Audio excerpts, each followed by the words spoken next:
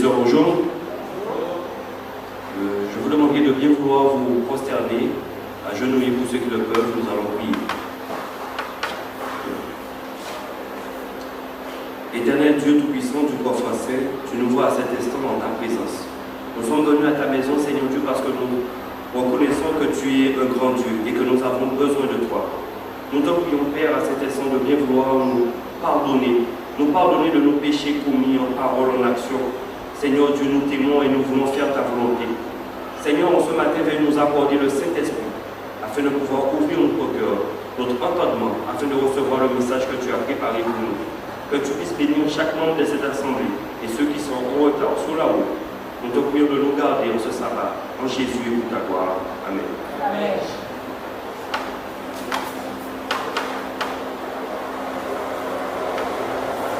Frères et sœurs, lorsque nous venons dans la maison de Dieu, nous avons l'opportunité et l'occasion de déposer nos fardeaux, de déposer nos soucis, nos tracas.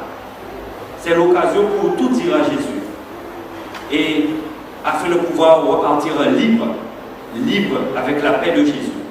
C'est pour cela que je vous souhaite à tous une cordiale et chaleureuse bienvenue dans la maison de notre Dieu. Bienvenue à vous.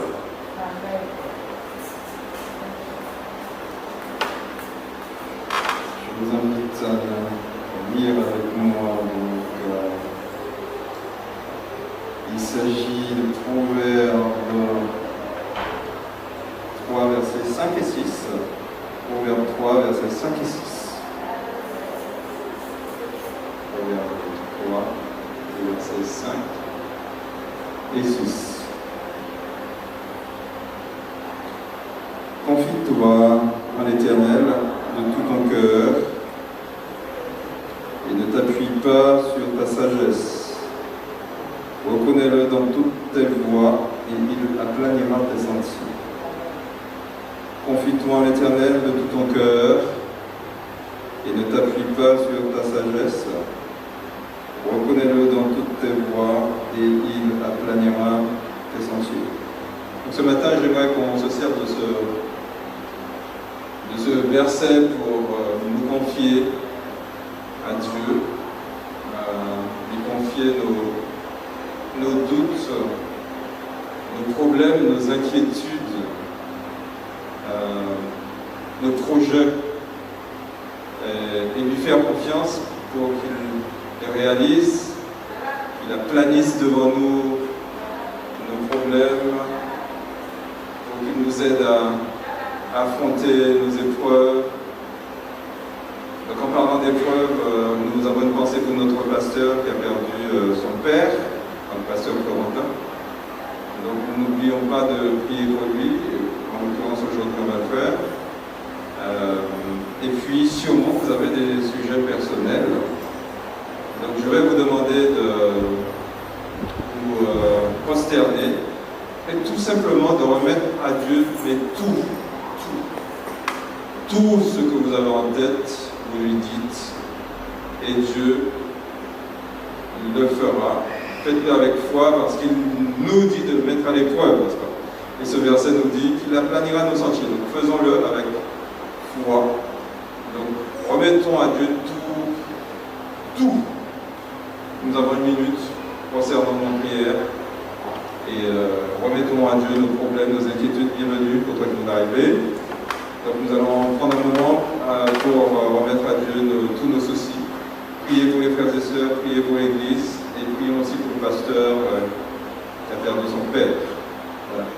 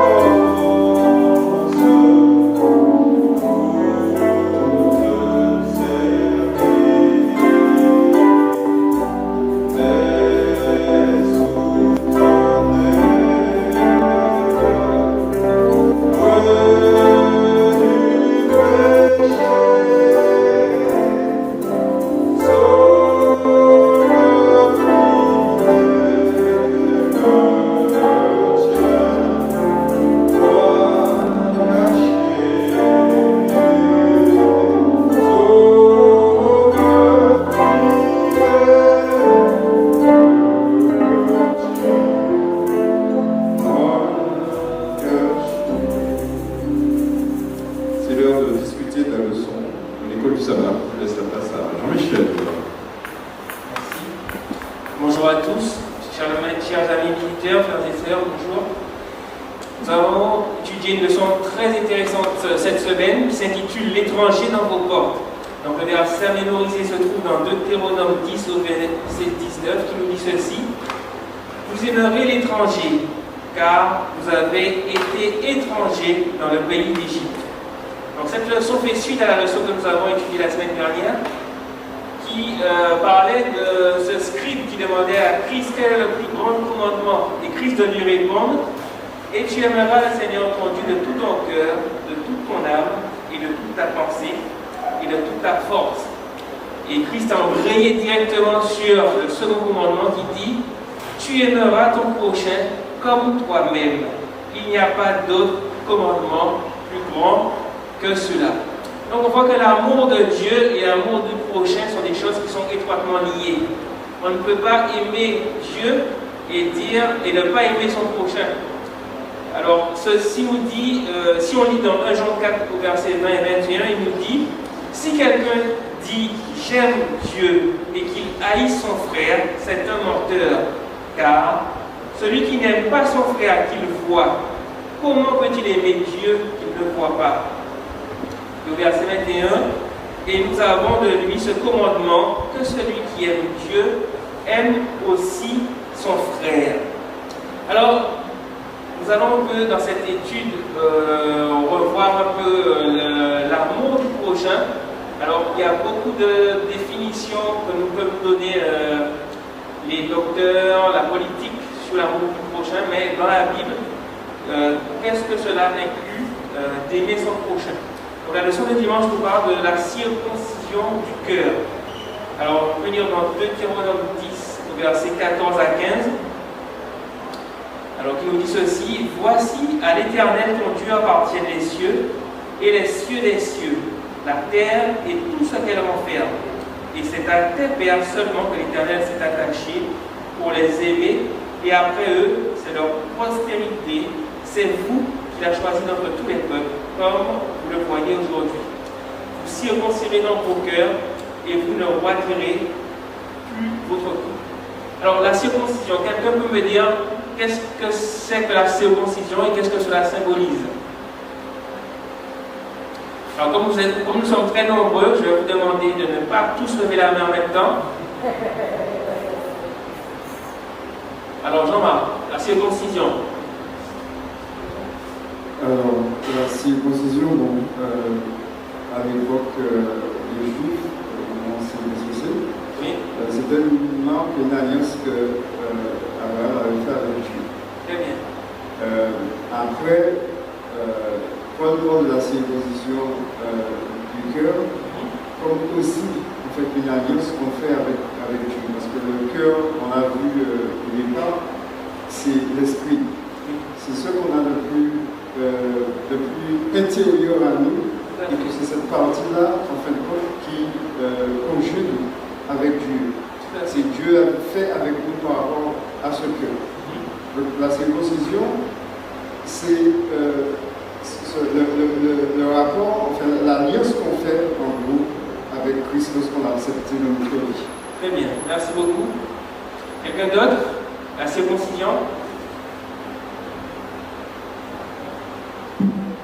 Alors, oui, il faut si on remet un peu cette partie de Deutéronome dans son contexte, on voit que Christ, Moïse était monté sur la montagne pour discuter avec Christ et pour recevoir de Christ les 10 commandements, la table des 10 commandements.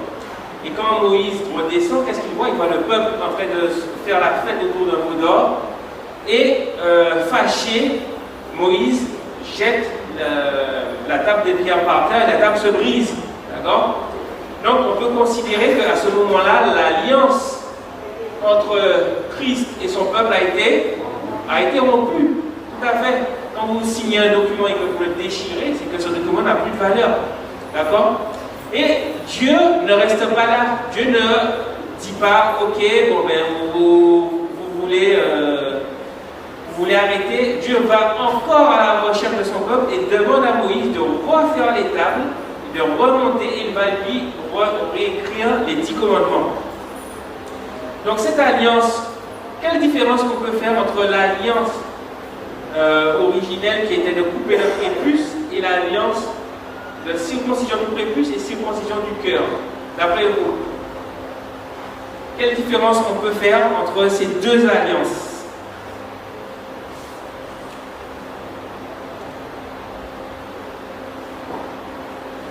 Tu veux dire quelque chose? Au fond là-bas, rappelle-moi ton prénom. Non. Jeannette, quelle différence tu fais entre la circoncision du prépuce et la circoncision du cœur?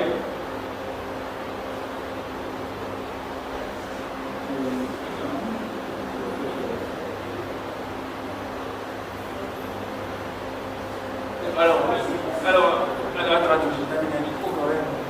Tu parles comme ça. La circoncision était quelque chose d'extérieur. Extérieur. Et donc, la circoncision du cœur, c'est-à-dire avoir l'amour dans son cœur intérieur, l'amour pour Dieu, l'amour de son prochain, c'est une nouvelle alliance qu'on faisait avec Jésus.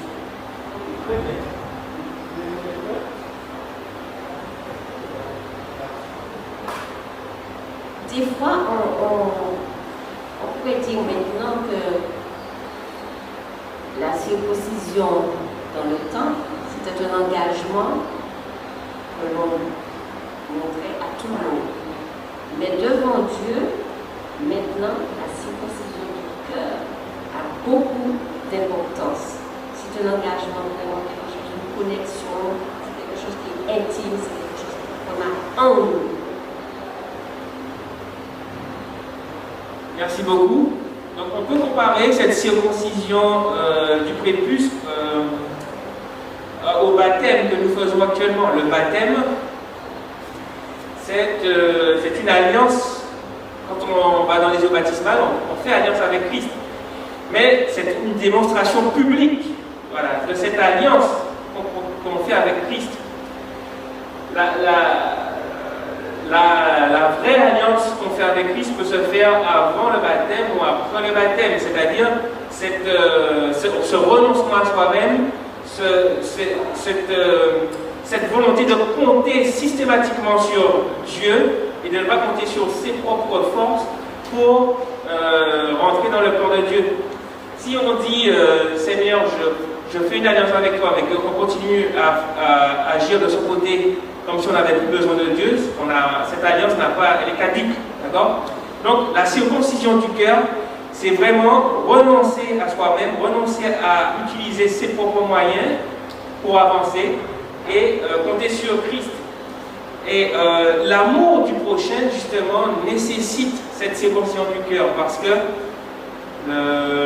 aimer son prochain, c'est pas quelque chose qui est facile à faire, parce qu'on a souvent des appréhensions. On a souvent un regard différent sur l'autre parce qu'on ne le connaît pas, on ne maîtrise pas son environnement. C'est des choses qui nous font un peu peur quelquefois. Alors, si on lit dans Ézéchiel 36, versets 26 et 27, il nous est dit ceci: « Je vous donnerai un cœur nouveau, et je mettrai en vous un esprit nouveau. J'ôterai de votre corps le cœur de pierre, et je vous donnerai un cœur de chair. Je mettrai mon esprit en vous et je ferai en sorte que vous suiviez mes ordonnances et que vous observiez et pratiquiez mes lois. » Donc on voit que Christ a cette démarche d'aller vers l'homme. Il va chercher l'homme et il met en l'homme les ordonnances. Il fait en sorte que l'homme observe. Alors, on va dire c'est facile à faire. Qu'est-ce qu'on a? Qu'est-ce qui est de notre part à faire? En fait, Dieu fait à peu près tout. Qu'est-ce qui relève de notre volonté à ce moment-là?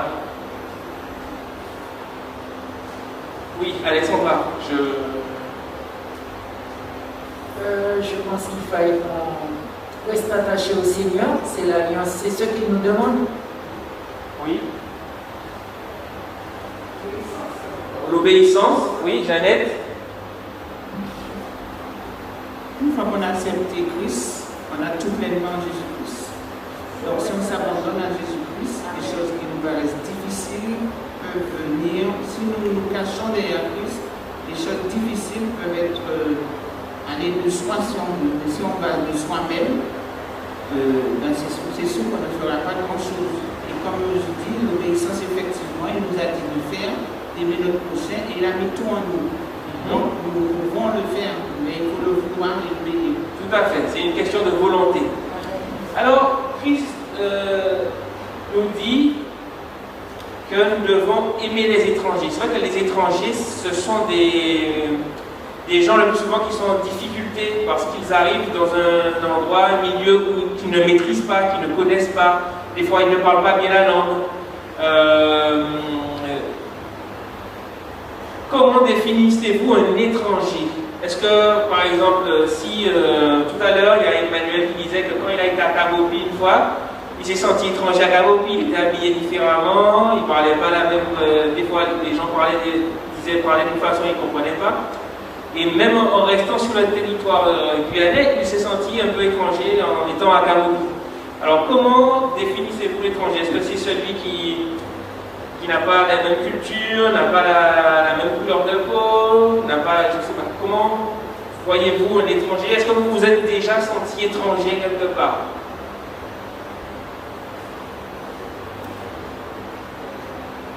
Oui.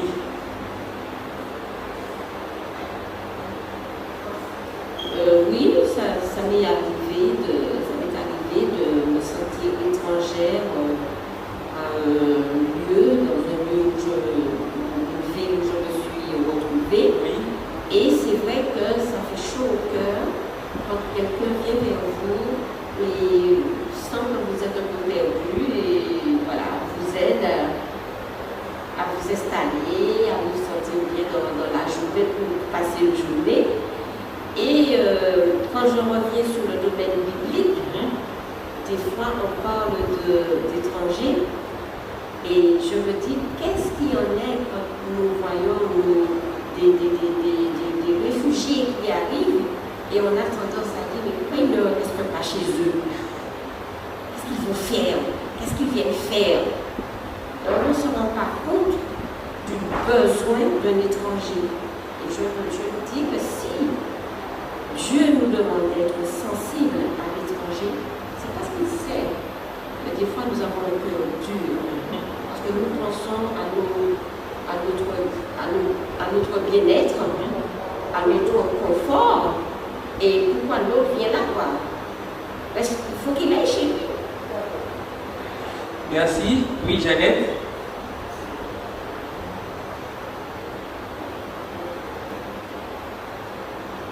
J'ai eu une expérience qui m'a permis de régler la chose assez facilement. Je suis arrivée ici en Guyane, je suis restée là un bon moment et j'avais besoin de... Je partais faire des études, enfin bref, j'avais besoin de quelque chose. Et quand j'ai écrit à la préfecture, tout ça, on m'a dit non, je ne suis pas de Guyane. Donc, faites en Martinique, là où vous êtes. Et quand j'ai écrit en Martinique, on me dit je suis partie trop tôt, ça fait trop longtemps. Donc je ne suis pas, on ne peut pas non. Tu t'es échangé dans les deux endroits. Voilà, et ça m'a un peu perturbé. Puis je suis chrétienne, je me suis dit non, je suis citoyenne du monde.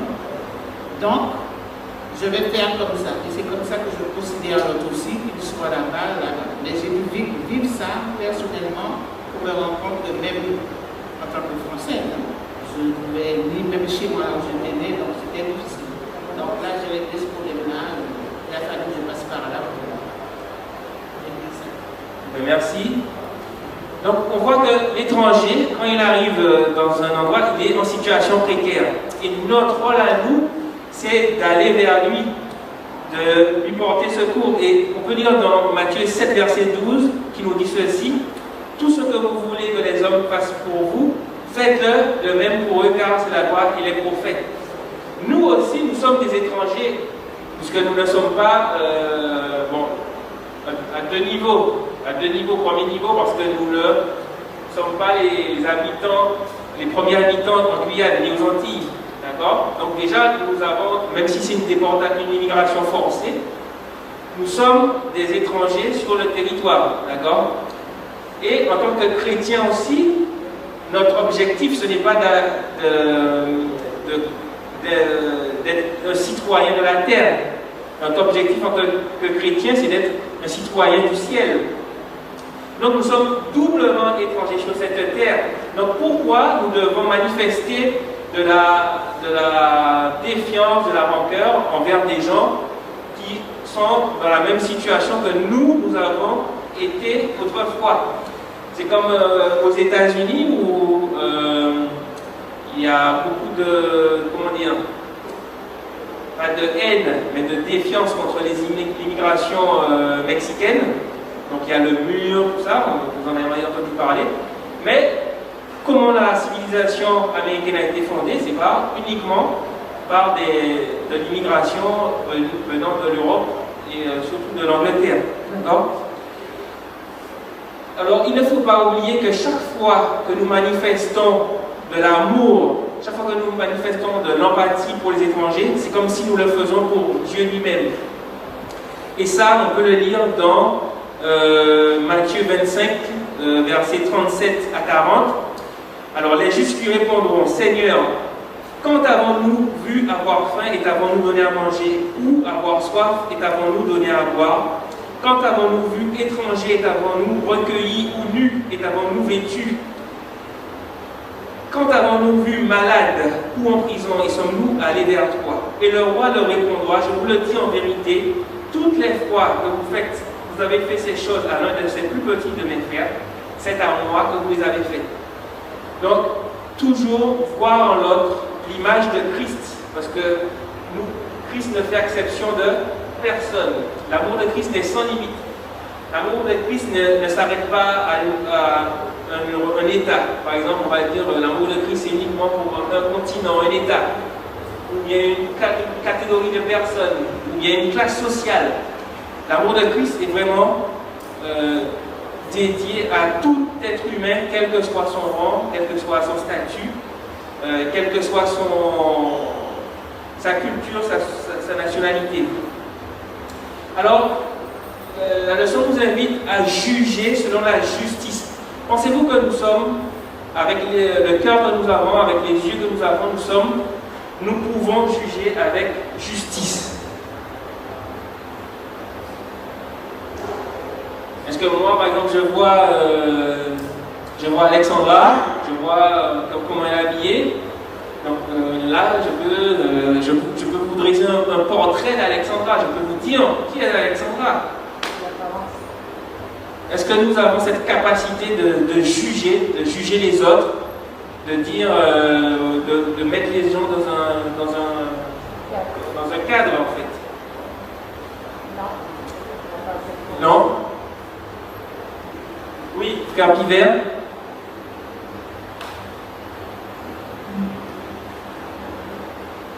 Je me dis non. Il n'y a qu'un Dieu seul qui a la possibilité de le faire. Parce que qui suis-je pour pouvoir juger? Mais je vais l'ajouter sur la pensée de tout à l'heure. Étranger. Nous qui sommes là, nous sommes tous étrangers au royaume des cieux. Tout à fait. Il a fallu que Dieu intervienne en personne de Jésus-Christ pour que nous puissions hériter son royaume. Alors, je ne vois pas la nécessité, je ne vois pas comment payer étranger, quelqu'un qui est présent devant nous comme moi, c'est un étranger. Il n'est pas étranger, ce n'est pas un étranger. Il est comme moi, alors Dieu nous donne la possibilité de lui parler pour pouvoir se mettre accès avec le royaume des cieux. Oui. Oui, monsieur voulait dire quelque chose? Vous voulez dire quelque chose? Alors, merci frère Pivert, une très bonne remarque. Alors maintenant, comment manifester de l'amour pour les étrangers? Comment ne pas se faire, parce que souvent on a peur de se faire entre guillemets couillonner. On va dire, par exemple, quelqu'un qui dit qu'il n'a pas d'argent, on va lui donner de l'argent, on se rend compte que finalement, quel est le juste milieu? Quelle est l'attitude à avoir dans cet amour que Dieu nous invite à donner à nos semblables? Oui, Jeannette. En tant qu'enfant de Dieu, nous devons demander le discernement. Donc si je pars de chez moi, je dis: bon Seigneur, il me faut trouver quelqu'un, il faut que tu m'envoies quelqu'un. on sent que, et puis il y a des moments où on sent que c'est pas, on peut rien faire parce qu'on ne pourra pas de toute manière aider tout le monde. Mais je pense qu'avec l'Esprit de Dieu, il nous donne le discernement et on sait vers qui on peut aller, vers qui on peut, quand on doit faire quelque chose et qu'on ne doit pas faire. Oui, merci. Oui, Alexandra. Ah, mais attends, je vais lui donner. Moi, je dis que si quelqu'un dit qu'il n'a pas d'argent et qu'on lui donne et qu'on s'aperçoit qu'il n'en avait pas besoin et qu'on aurait pu aider quelqu'un qui est plus dans le besoin, il se couillonne lui, parce qu'on ne trompe pas Dieu. Très bien. Alors, est-ce que quelqu'un peut nous donner un témoin? Oui, Eliezer. Oh oui, aussi un témoignage. Oui, voilà. C'est vrai qu'on se laisse guider et on va dire bercer aussi par les principes de l'Église. On va en tout cas, on va aider simplement. Et parfois, il nous arrive de subir ou d'avoir une mauvaise expérience avec quelqu'un, comme tu dis, avec le verbe couillonner.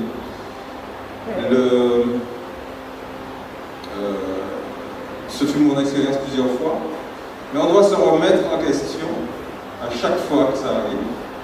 Et comme disait Jeannette, demander à Dieu du discernement. Mais même si ça nous arrive, il faudra repartir sur des choses fondamentales, comme on vient de dire. Nous sommes étrangers. Si la personne vient nous demander, c'est que Dieu peut-être ou sûrement l'a envoyé. Donc, se remettre toujours en question, même si on a enduré, c'est dur. Endurer des coups, je parle au niveau par exemple financier ou etc. Mais ne pas fermer la porte à l'altruisme, même si on a connu une mauvaise expérience. Oui, merci.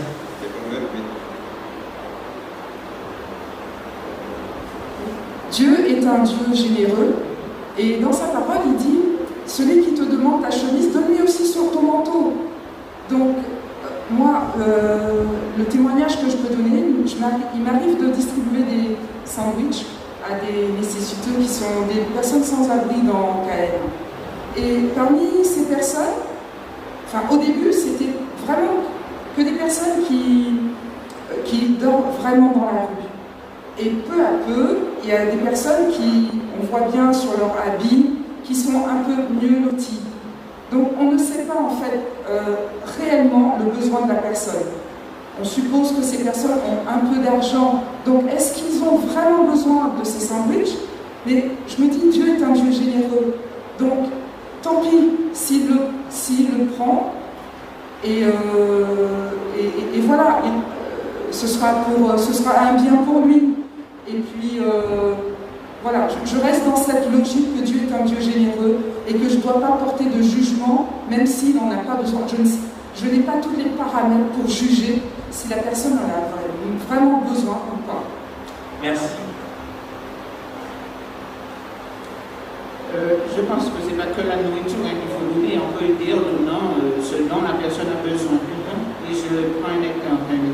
J'ai, entre guillemets, je dis mon SDF. Donc, chaque fois que je le vois, mais il y a des jours où je n'ai rien, mais je lui dis, j'ai décidé, je lui dis, mais aujourd'hui, bon, je te donne rien parce que comme je te vois là, je sens que tu n'as pas besoin de déjà faire bon. Donc, il y a une discussion donc lui, je n'ai pas donné d'argent, je n'ai pas donné de sandwich, rien du tout, mais je lui ai donné un mot, je lui ai dit aujourd'hui là, je pense qu'il faut arrêter. En fait, je lui dis, on n'est pas toujours dans le sandwich, dans quelque chose.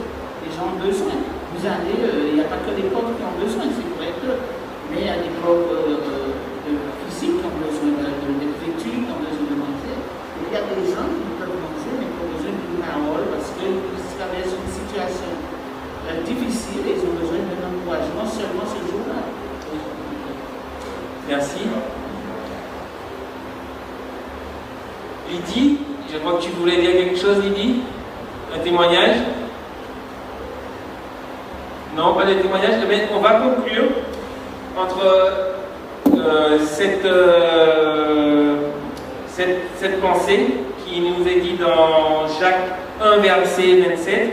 La religion pure et sans tâche devant Dieu, notre Père, consiste à visiter les orphelins et les veuves dans leur affliction et se préserver des souillures du monde. Mes frères, que votre foi en notre glorieux Seigneur Jésus-Christ soit exempt de toute acception de personne. Donc Dieu nous demande, comme lui il a fait, comme lui il est mort sur la croix pour tout le monde, il n'a pas fait de sélection, nous aussi nous devons apporter notre amour, notre temps, notre argent, notre nourriture, notre aide à tous ceux qui en ont besoin et ainsi remplir la mission que Dieu nous a donnée, de l'aimer et aussi d'aimer notre prochain, d'aimer celui qui a besoin de nous. Et ça on le voit aussi dans la parabole du bon samaritain. Et je vous laisse aussi avec cette pensée dans 1 Corinthiens 13 qui nous dit que si nous n'avons pas l'amour, nous sommes vides, nous sommes creux. D'accord? Donc, demandons à Dieu de nous remplir de son amour, que nous puissions l'aimer et aussi apporter cet amour, soutenir ceux qui en ont besoin dans notre entourage. Voilà, je vous souhaite à tous une bonne journée de sabbat, que Dieu vous bénisse.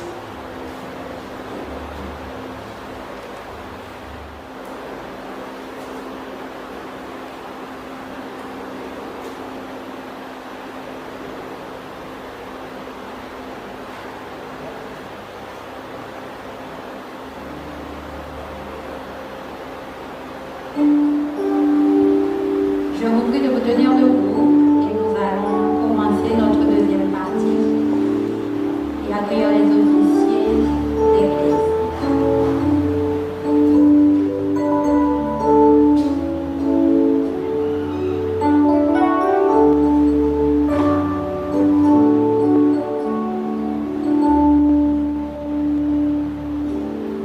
Nous voici dans le lieu saint.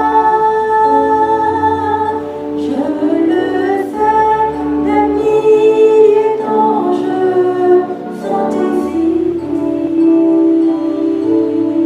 Adorons, louons le roi. Nous voici dans sa présence, dans le lieu saint. Veuillez vous rasseoir, merci. Je réitère mes vœux de bienvenue à chacun et à chacune d'entre vous.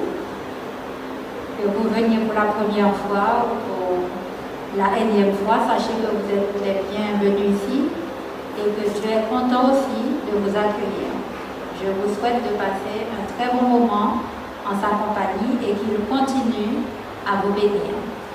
Je vous invite à chanter le chant qui sera affiché, qui nous rappelle que Jésus est mort pour chacun de nous et que le salut est gratuit. Il nous suffit de lui dire oui et de venir à lui.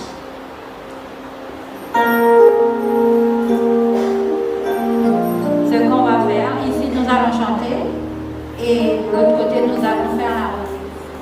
D'accord?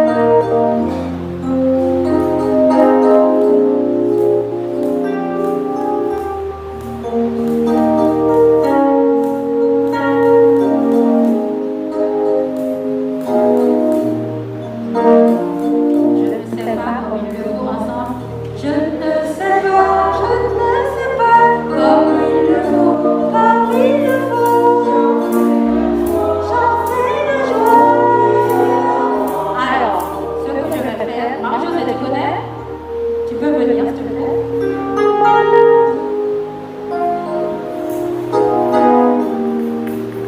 J'aurais besoin d'aide. Tu peux monter? Oui, tu peux monter.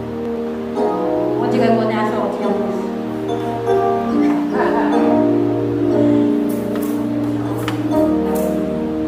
Donc, je vais commencer avec vous ici et cette rangée va reprendre avec Marie-Josée. Voilà.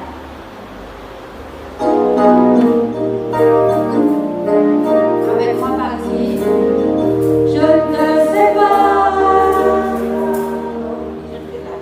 Elle préfère commencer. Ok.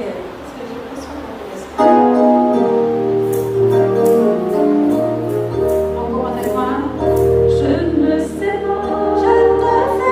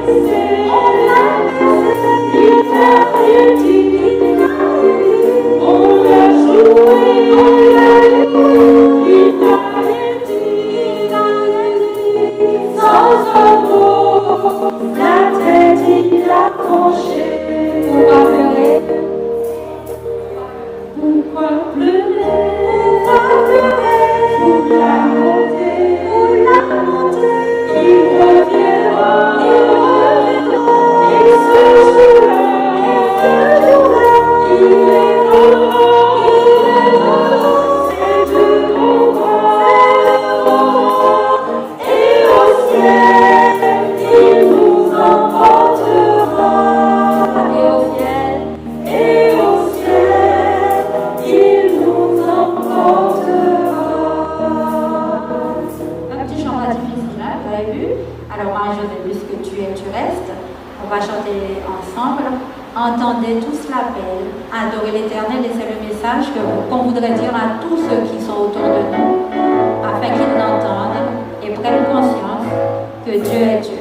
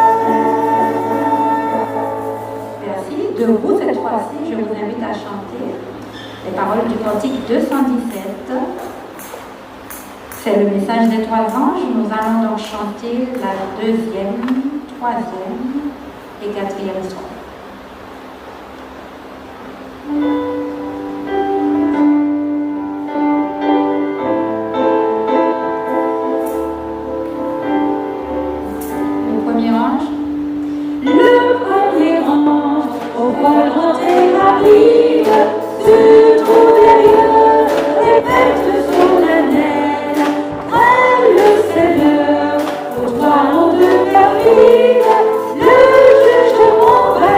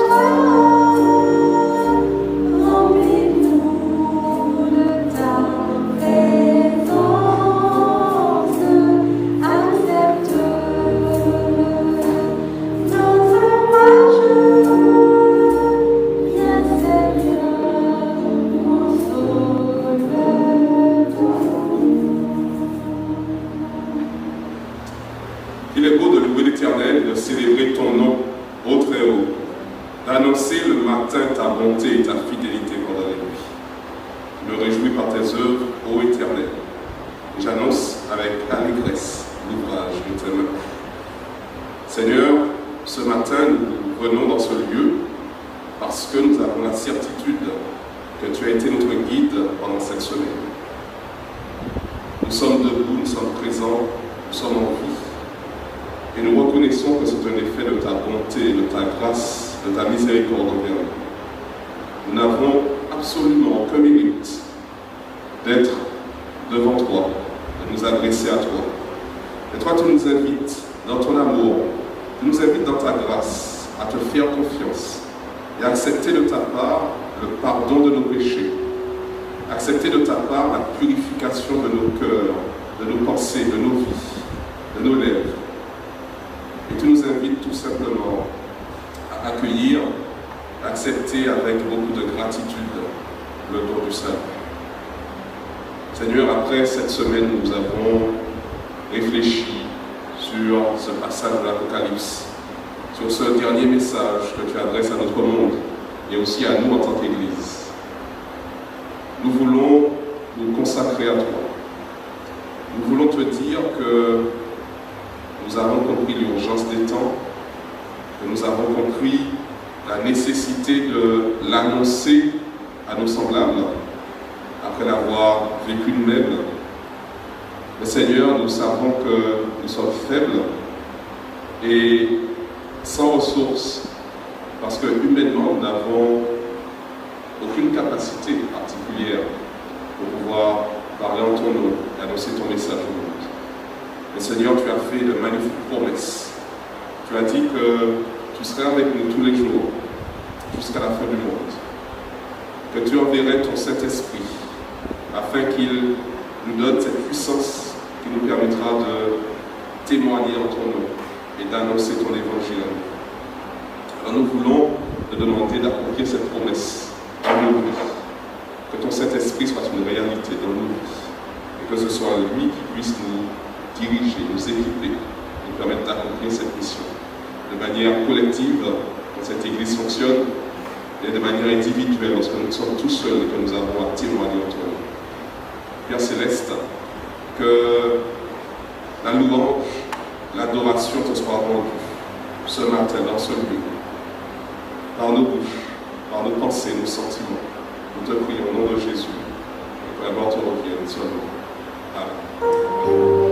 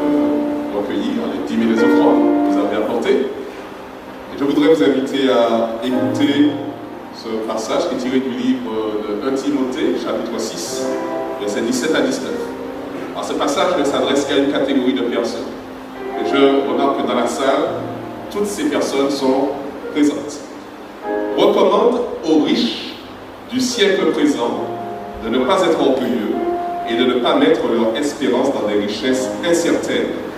Est-ce que vous vous reconnaissez comme étant riche sur ce siècle?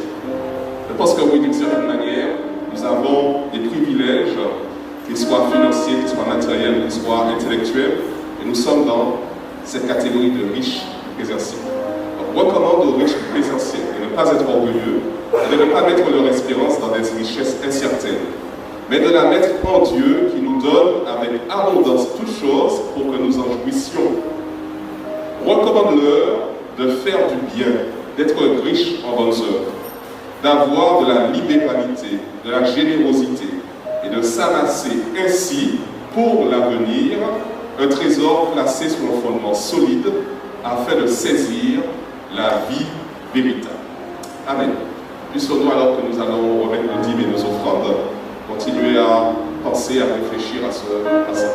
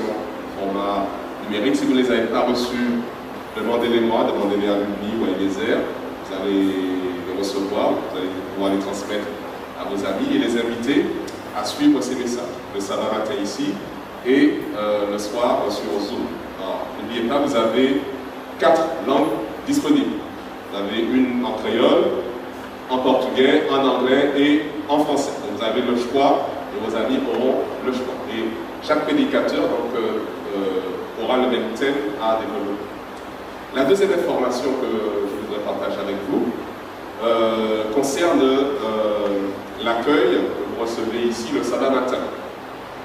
Alors depuis un an, ça fait un an que l'Église a ouvert après la crise, après le confinement de 2020, en mettant en place 2 services. À partir de la semaine prochaine, le 6, nous allons revenir à un service unique. Est-ce que c'est clair? Donc les 2 services, ça sera fini, et nous revenons à un seul service. Donc ce service aura lieu de 9h à 10h30. De 9h à 10h30, donc vous pourrez venir ici à ce service. Alors pourquoi 1h30? On a posé la question, parce que c'est tout simplement ce que nous demande pour le moment la préfecture. Et donc on reste à 1h30. ne venez pas à 10h30 parce que ça sera fini. Est-ce que c'est clair? Ne venez pas non plus à 8h30 parce que ça ne va pas encore commencer. Donc, de 9h à 10h30, un seul service à partir de sabbat prochain. Est-ce que c'est clair pour tout le monde? Pas de questions? D'accord. Mais je cède la parole à Eliezer qui partage avec nous la dernière méditation de la semaine.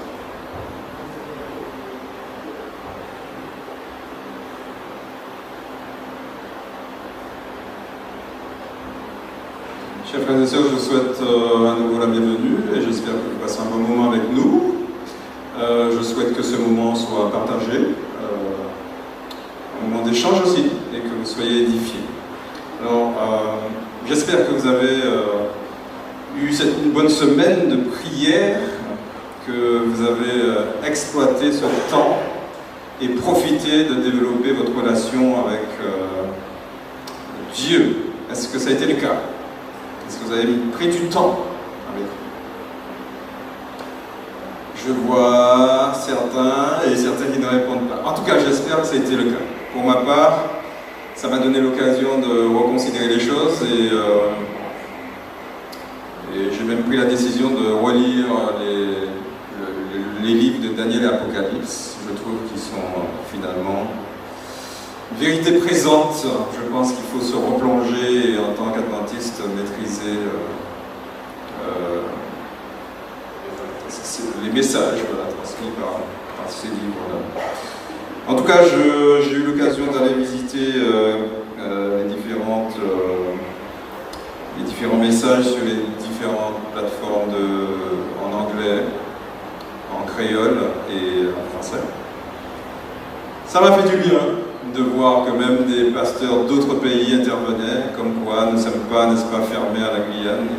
C'est quelque chose d'universel, on n'est pas tous seuls, c'est très positif. En tout cas, le message du jour a été, choisi dans les mots d'Ellen G. White. Et elle conclut donc ces messages de la semaine que je vais en fait vous résumer. Le message est direct, franc et prêt à bousculer notre manière d'être. Le message est urgent et nous invite à avoir une position ferme. Une position sur un socle ferme. Ne risque pas l'éternité sur une probabilité.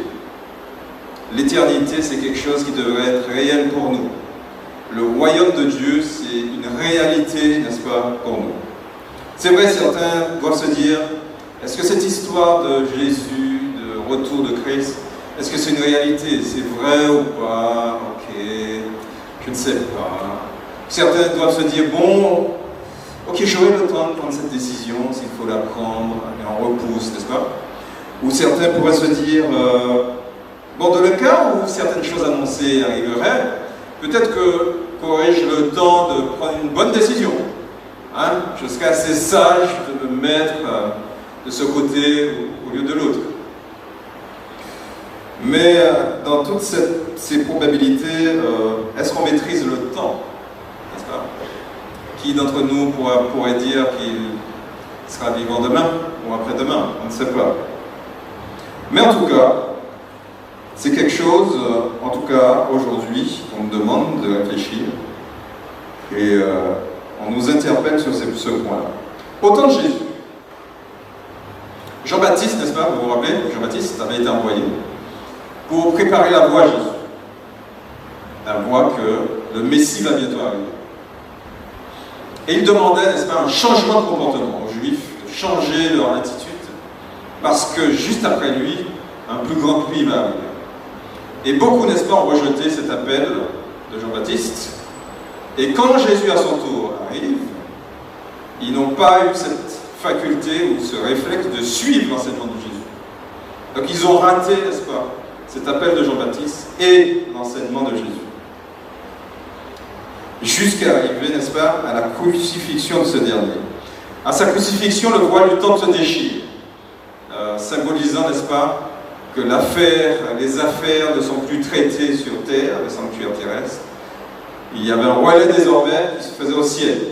Le sanctuaire terrestre devient caduc et maintenant il s'agit de choses célestes. Pourtant, ces gens qui n'avaient pas suivi l'enseignement de Jésus ne l'ont pas compris et ont continué, n'est-ce pas, malgré tout, à offrir des sacrifices terrestres, ont continué dans leur tradition. Suis-tu Jésus traditionnellement? Est-ce que tu viens à la messe et repars, et tu reviens à la messe et tu repars, et tu reviens traditionnellement? Fais-tu les choses dans ta vie d'une manière traditionnelle ou par conviction? Aujourd'hui, n'est-ce pas, on peut regarder ce récit de Jésus avec une sainte horreur, nous disant « Ah, ouais, je pense que si j'étais là-bas, j'aurais choisi, n'est-ce pas, le côté de Jean-Baptiste et écouter l'enseignement de Jésus. Je pense que si j'étais là-bas, je n'aurais pas réagi comme Pierre, qui reniait à Jésus, n'est-ce pas? Je pense que je n'aurais pas eu ce comportement de certains juifs qui accusèrent et demandèrent de crucifier Dieu. Je pense que j'aurais fait le bon choix. Mais aujourd'hui, n'est-ce pas, tous ceux qui pourraient le dire, beaucoup se moquent, en tout cas aujourd'hui, de son retour et de l'annonce de son retour. Est-ce que Dieu est vivant dans notre vie? Est-ce que la promesse de son retour, c'est quelque chose de parlant dans notre cœur? Ellen G. White, qui est une voyante, on va dire, une prophétesse admise dans notre communauté, elle-même a vécu cela. Alors vous vous rappelez sûrement, au 19e siècle, 1843-1844, certains chrétiens, donc l'adventisme n'existait pas, donc certains chrétiens aux États-Unis ont, n'est-ce pas, commencé à annoncer le retour de Dieu, le retour de Jésus. Et ils ont été, n'est-ce pas, ils ont fait face à un mur de leurs frères. Donc dans la même église, les frères de la même église, les frères et sœurs de la même église les ont rejetés. Votre message un peu nous enlève notre confort, notre manière de penser. Est-ce qu'il revient? Je ne suis pas sûr. On les a chassés des églises, n'est-ce pas? Même si vous connaissez l'histoire, 1844, Jésus ne revient pas, ce qu'ils avaient annoncé, mais au travers de cette épreuve, l'église adventiste naît, et avec de nouvelles, n'est-ce pas, des déclarations et éclairages. Il ne s'agissait pas d'un retour, mais ce que vous connaissez, Jésus rentre dans le lieu très saint, etc. Et en tout cas, ces gens qui ont repoussé ces annonces ont raté les éclairages donnés à ceux qui ont poursuivi. Donc ils ont raté le coche, finalement. Et voilà ce qu'elle a elle-même expérimenté. Qu'est-ce pour toi l'éternité? Qu'est-ce pour moi l'éternité? Quelle est notre préoccupation actuellement? Quelle est ta préoccupation? Ton cœur a-t-il été renouvelé? Suis-je né de nouveau? Mon âme a-t-elle été réellement transformée? Ai-je répondu à cette invitation qu'on trouve dans la Bible? Venez à moi, vous tous qui êtes... Ah, vous êtes vraiment fatigués. Ah, ce message, c'est vraiment pour vous. Venez à moi, vous tous qui êtes fatigués et chargés, je vous donnerai du repos. Même si vous avez la nuit pour dormir, mais on aurait dit que ce jour est fatigant pour vous, n'est-ce pas? Mais ça arrive, le jour du sabbat est fait aussi pour se baptiser. Mais donnez-moi quelques minutes d'attention. Comment? Pour se reposer, oui. J'ai dit bon? Oh. Se reposer, pardon. Ok, le jour du sabbat est fait pour se reposer. Pourquoi pas? Pour se baptiser aussi. En tout cas, ceux qui veulent se baptiser, vous faites ça. Nous avons un pasteur ici, prêt à servir, n'est-ce pas? Ok, on va prendre l'occasion aujourd'hui, pour continuer dans cette semaine de prière, de prendre un moment et d'ouvrir son cœur sincèrement aujourd'hui à Dieu, de prendre un engagement avec lui, de lui dire, Seigneur, permets-nous de prendre cette décision de te suivre réellement, d'avoir une vie conséquente par rapport à ce que nous croyons, de prendre une décision d'écouter son esprit nous diriger, de le suivre, de nous positionner dans son camp et de faire des choses comme il l'entend. Donc prenons une minute afin de prier, de remettre à Dieu notre cœur et notre vie. Je disais tout à l'heure, Dieu aime les cœurs brisés qui se repentent et qui reviennent vers lui. Revenons vers Jésus sincèrement dans notre prière. Et après cette minute, je vais dire Amen. Et je vais demander à notre pasteur, après, de faire une prière publique. D'accord? Si tu veux bien, pasteur. Donc nous allons nous prosterner en prière. Je vais dire Amen et le pasteur va continuer la prière. Prosternons-nous pour la prière.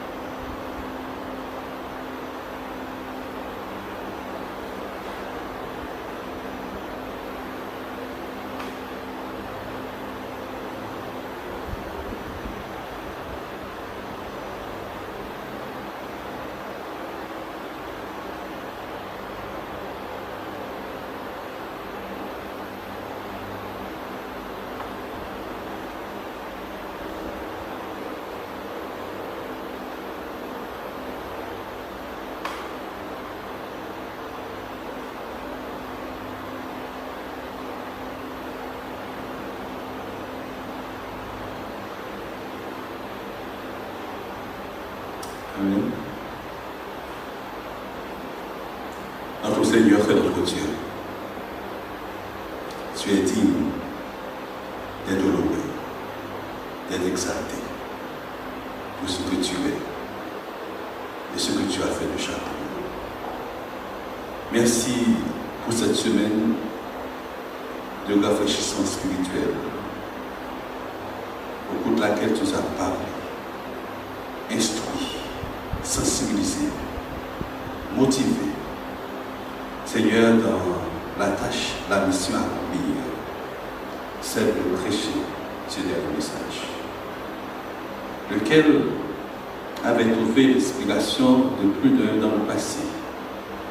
Mais aujourd'hui, Seigneur, tu nous présentes l'urgence, la nécessité, le besoin de nous engager davantage.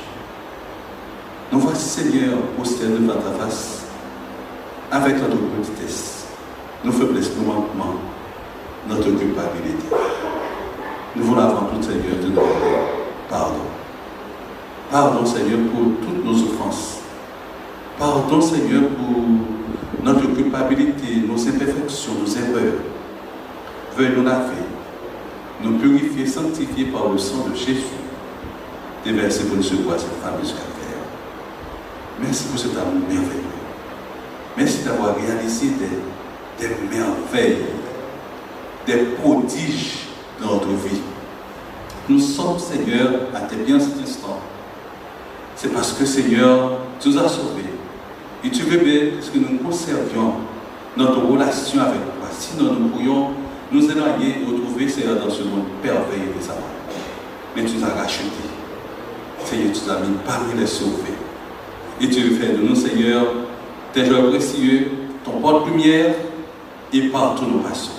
Merci pour ce message. Encore une fois, à nous envoyer alors que tu nous invites, autant de Père Céleste, à prendre de nouvelles résolutions, de nouvelles déterminations, de nous engager à toi, car il ne reste que de toi. Et nous voulons voir Jésus revenir. nous délivrer, libérer de cette terre maudite de péché avant que une crise, Seigneur, détruit beaucoup de vies. Mais grâce soit rendue à toi, Seigneur. Tu es là pour nous sauver, pour nous épargner, protéger de bien des malheurs et de nous protéger, Seigneur, contre tout risque. Et nous voulons cet instant, Seigneur, nous renouveler notre engagement. Nous te présentons ton peuple ici, aux Amantines, les jeunes, les enfants, les jeunes, les adultes, les dirigeants, les leaders, Seigneur, pas ceux que tu as placés. Nous voulons te présenter tout un chacun, Seigneur. Tu connais bien l'équipe dirigeante. Tu connais bien tout un chacun autant de Père Céleste qui font des sacrifices de manière à s'engager. Alors que, Seigneur, nous sommes devant ta face. Demande, Seigneur, de nous bénir abondamment, de bénir celui qui nous a parlé, de permettre, nous, Père Céleste, que cette journée de sabbat que tu as mis à part depuis la création puisse être toujours une source de joie, une journée d'allégresse et de joie. Et fais-nous de sortir et d'établir des contacts de manière à encourager et sensibiliser nos amis, nos intéressés, à pouvoir prendre les meilleures dispositions et participer à cette campagne d'évaluation qui débutera très bientôt. Bénis-nous, Seigneur, fais-nous grâce d'être fortifiés, fais-nous grâce d'être restaurés, fais-nous grâce dans nos Père Céleste de mener une vie intime et étroite avec toi, par Jésus, auquel soit la gloire, la magnificence et maintenant au siècle des siècles. Amen. Amen.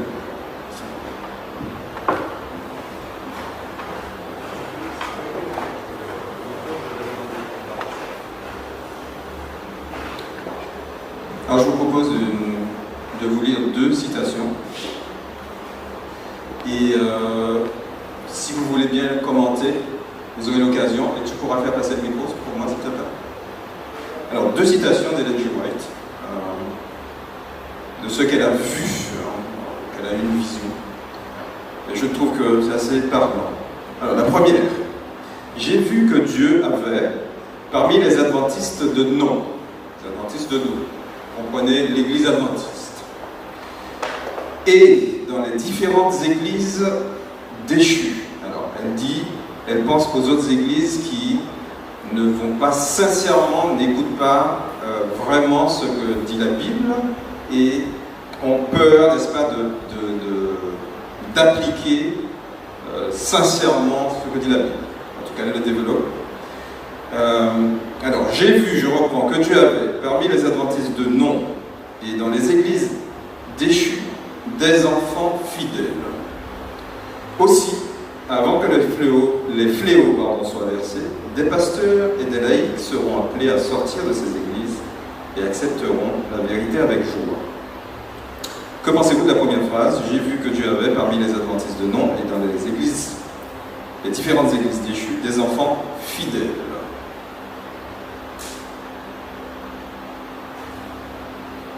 Est-ce que quelqu'un voudrait juste commenter, histoire d'échanger?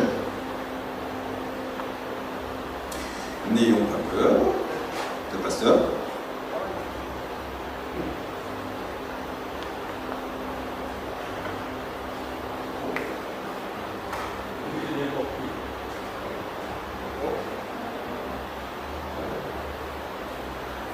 Oui, si j'ai bien compris cette déclaration, elle est claire pour moi.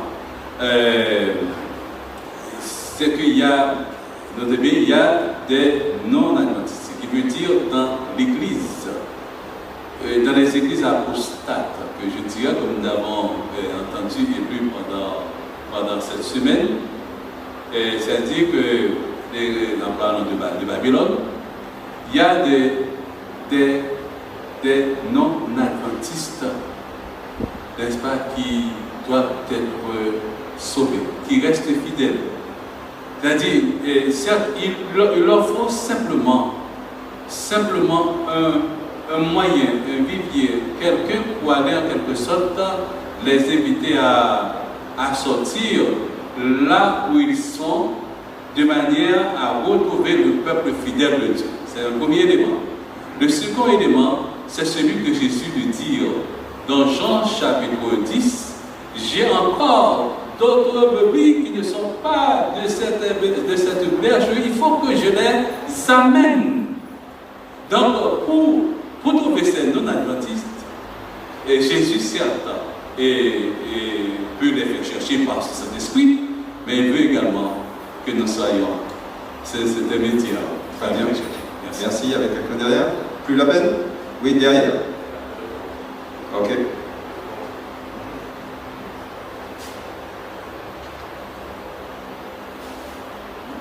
Écoutez, dans la parole de Dieu, nulle part c'est écrit adventiste, catholique, témoin de Jéhovah.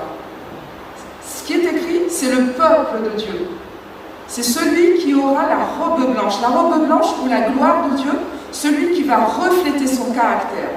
C'est ce qui est important. Donc évidemment, dans l'Église, il y aura des personnes qui ne seront pas totalement converties. Mais il y a des enfants de Dieu, dans l'Église catholique, il y a des enfants de Dieu qui se trouvent chez les témoins de Jéhovah. Ce qui compte, ce n'est pas une question de dénomination, c'est une question de peuple de Dieu. Celui qui a la robe blanche, la robe de justice, le caractère de Dieu en lui. Très bien, devant.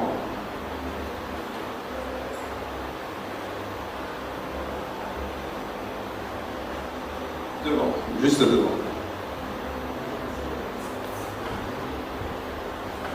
Bonjour à tous. Tu peux garder. Merci. J'allais à peu près dire pratiquement la même chose que la sœur derrière moi. On ne peut pas s'attarder à la dénomination de quelqu'un pour se faire une idée de si elle a besoin de quelque chose en plus que nous pouvons lui apporter ou pas. Parce que quelqu'un qui est fidèle, un fidèle de Dieu, c'est quelqu'un qui entend la voix de Dieu et qui l'écoute. C'est quelqu'un qui obéit à Dieu, quel que soit le nom qu'il lui donne, quelle que soit sa vie, sa compréhension des choses, etc., sa conviction. Dieu a des fidèles partout. On voit aujourd'hui que des gens de toute nation, de tout peuple, de toute religion se mettent de plus en plus ensemble pour défendre des causes justes. Donc voilà, Dieu a son peuple, il est là, il nous parle. Et voilà, on ne peut pas juste résumer ça avec les adventistes. Ok. Est-ce que quelqu'un d'autre? Sylvie. Pasteur Sylvie d'abord. Ah ben, d'accord. Ok. Oui, c'est toutefois que les autres me permettent, simplement de s'arrêter sur le mot. Il est d'être basé adventiste de non. Ça ne peut pas être inspiré, c'est une parole inspirée des adventistes de non. Alors l'expression, ce qui reste à faire, c'est qu'est-ce que cela veut dire adventiste de non. Adventiste de non. C'est toutefois qu'on cherche parfois à mélanger les choses parce que la Bible, l'esprit de prophétie, c'est que nous ne sommes pas dans l'œcuménisme. L'œcuménisme donc à d'autres options, à d'autres orientations. Mais la Bible reste et demeure notre boussole, notre guide. Et si toutefois j'ai compris, comme je l'ai dit, que Dieu a d'autres fidèles dans d'autres dénominations qui lui sont fidèles, ce qui veut dire qu'ils ne sont pas encore reconnus comme étant adventistes du 7e jour. Adventiste du 7e jour, c'est celui qui attend le retour de Jésus. Très bien. Karine avait demandé. Tu avais demandé, Karine? Ok. Vas-y, Sylvie.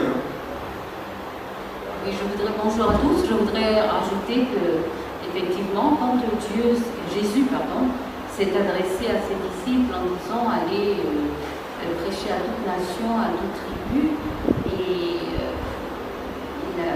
effectivement, il s'est adressé à une dénomination, parce que Dieu nous a dit qu'il n'y a plus ni juif ni grec, mais en fait, l'évangile était pour tous ceux qui acceptaient Jésus comme sauveur absolu. Effectivement, dans toute la dénomination, Jésus nous fait comprendre par là qu'il a ses enfants et que le salut n'est pas réservé qu'à une catégorie de personnes, mais seulement ceux qui acceptent Jésus comme son sauveur personnel. Voilà. Merci. Dernière personne qui arrive. En fait, au-delà de... Nathalie aussi? Tu as levé la main? Oui. Au-delà de tous les débats de religion il y a une façon d'adorer Dieu et je rejoins aussi ce que le pasteur disait, mais là où ça doit m'interpeller, c'est adventiste de nom, c'est est-ce que moi j'en fais partie de ces adventistes de nom? Au lieu de chercher un peu des significations autour, et est-ce que dans ma mission, comme Sylvie l'a rappelé, dans ma mission, j'aide les autres à connaître qui est le vrai Dieu et est-ce que je l'adore de la meilleure des façons qu'il faut et est-ce que j'accompagne aussi ceux qui sont proches de moi, que je dis que j'aime, avec qui je peux partager plein de choses bonnes. Est-ce que je peux l'essentiel de ce message-là partager avec eux, d'adorer Dieu, le seul vrai Dieu? Ok, très bien. Alors, dans ce passage, n'est-ce pas, il ne s'agit pas ici de faire l'histoire de l'Église. Bien sûr, dans la Bible, il n'y a pas de non-adventistes, ni de catholiques, ni d'évangéliques. Ça serait anachronique, suivant l'histoire, n'est-ce pas? Même l'Église, le terme Église apostolique est venu après, c'est l'Église des apôtres, mais on parlait d'Église, n'est-ce pas? Ok, avec l'histoire, l'Église a donné des dénominations, des noms, etc. Mais il ne s'agit même pas de cela. Ici, elle est perçue comme, n'est-ce pas, une prophétesse d'une Église. Donc elle a dit, parmi les adventistes de nom, en tout cas je comprends, l'Église adventiste, ceux qui se nomment adventistes, il ne faut pas comprendre plus loin. Mais l'idée claire qui est dedans, c'est qu'elle met l'Église adventiste quant à la pensée principale au même titre que les autres. C'est-à-dire que dans toutes les églises, si je résume, il y aura des fidèles. C'est-à-dire même dans l'église adventiste où elle croit elle-même l'église, c'est-à-dire qui suit les choses puisqu'elle en faisait partie, elle dit qu'il y aura des enfants fidèles. Ça veut dire qu'elle suppose qu'il y aura des enfants qui ne seront pas fidèles. Donc voilà le message ici. Donc je vous rejoins aussi dans cette histoire de drapeau. Il ne s'agira pas d'une histoire de drapeau, de clocher. À la fin, on est des enfants de Dieu, n'est-ce pas, qui viendront de tout part. Mais la réflexion est ici. Là, on est dans une communauté. On devrait se poser la question, est-ce que je suis enfant de Dieu ou pas? Donc voilà, là, à mon avis, l'essentiel de ce passage. Et je vous lis un dernier passage un tout petit peu plus long. Oui.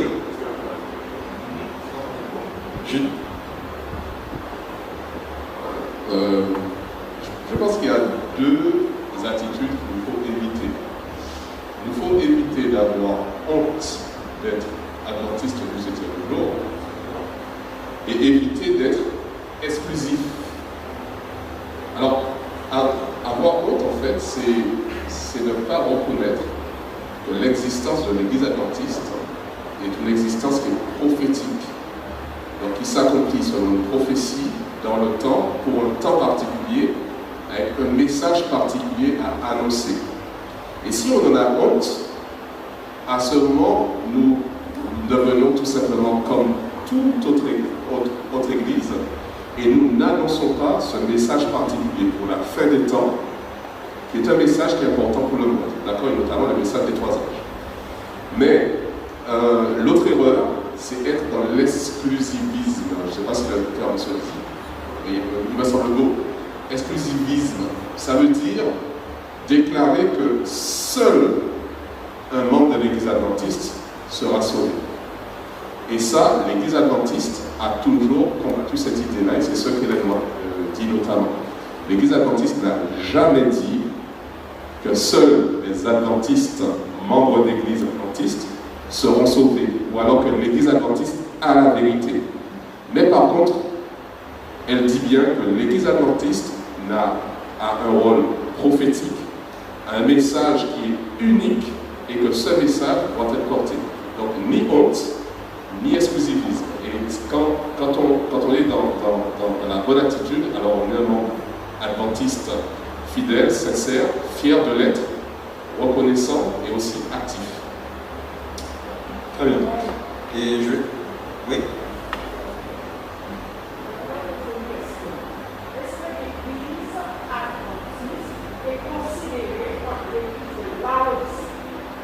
L'église, ouais, est-ce que l'église adventiste est considérée comme l'église de Laodicée? Répondez rapidement parce que le temps passe.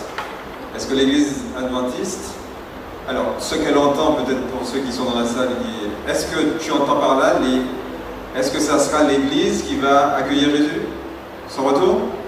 Parce que tu as utilisé un terme et tout le monde n'est pas dans cette conception, c'est-à-dire la Odyssée. Qu'est-ce qu'il y a derrière la Odyssée? Oui, mais qu'est-ce que tu entends par la Odyssée? La dernière église. Donc est-ce que l'église adventiste sera la dernière église?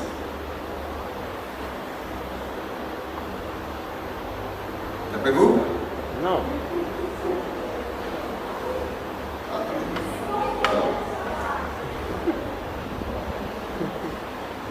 Alors, bonjour à tous. Je voudrais, en l'occurrence, essayer de considérer dans cette question-là et dans ce dont nous débattons depuis un moment, la volonté du Christ.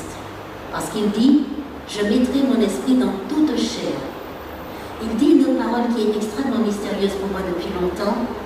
Il dit que personne, aucun humain ne sera sauvé si le Christ n'habite pas en lui. S'il n'a pas reçu le Christ en lui, il ne peut voir le royaume de Dieu. Le Christ a dit ça. Il faut que chaque humain qui se présentera devant le trône de Dieu à la fin ait reçu le Christ en lui. Pourtant, il y a des milliards de personnes sur la terre qui prient Bouddha, qui prient autres, etc., etc.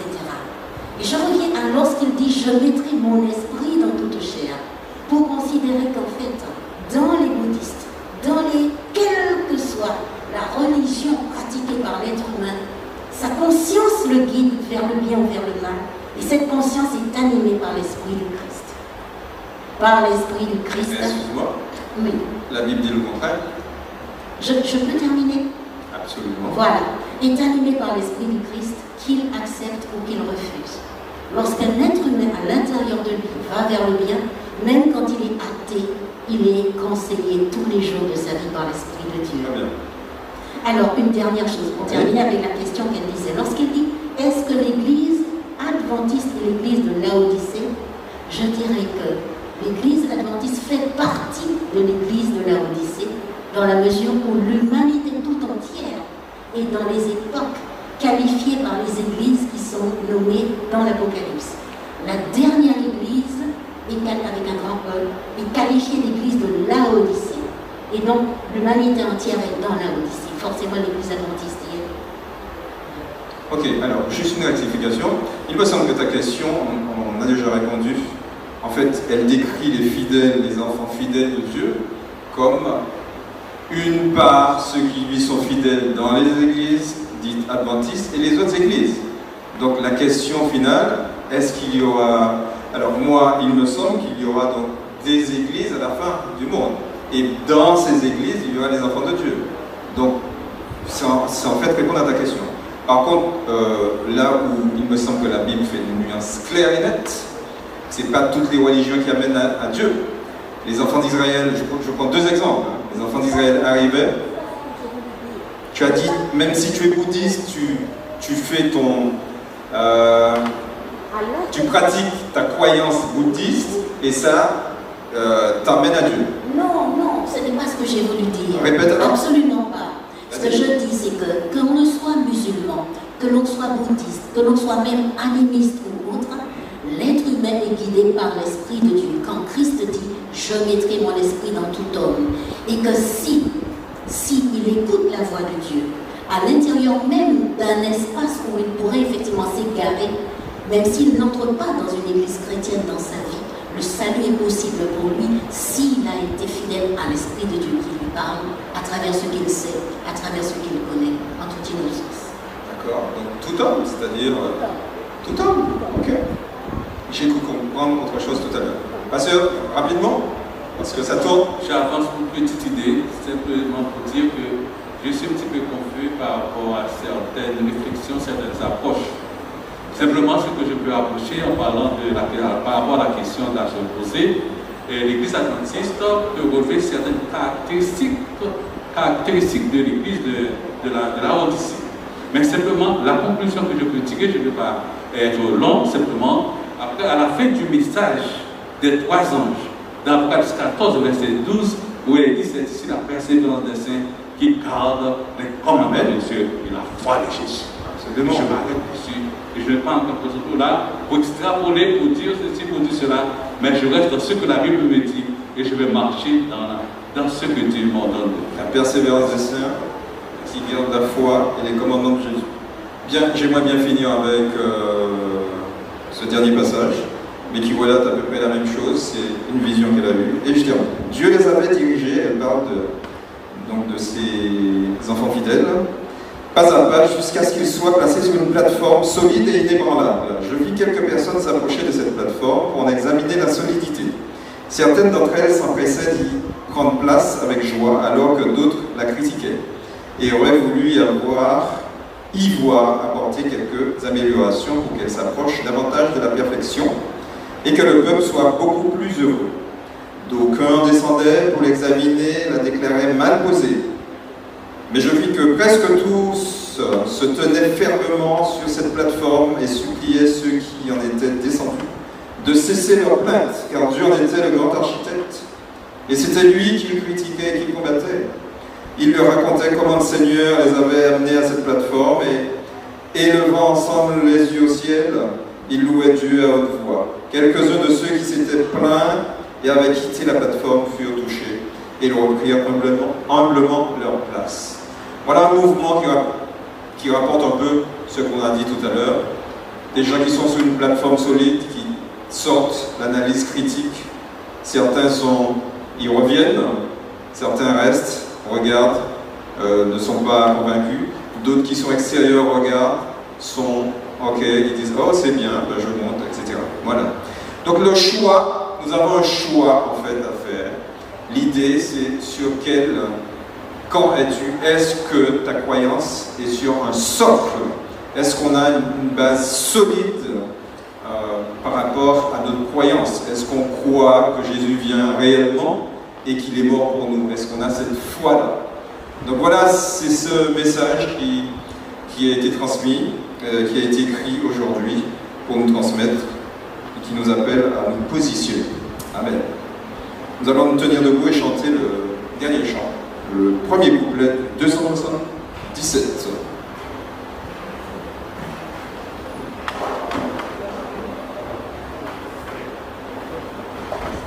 J'ai longtemps erré sans guide, altéré de bonheur, mais hélas mon cœur avide ne trouvait que la douleur. Nous chantons la première fois.